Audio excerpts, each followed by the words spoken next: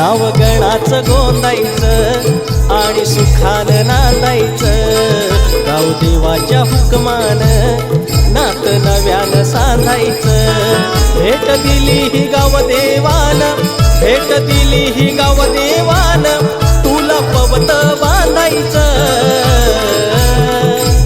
पवत बांधायचं, गणाला पवत बांधायचं। सुखानं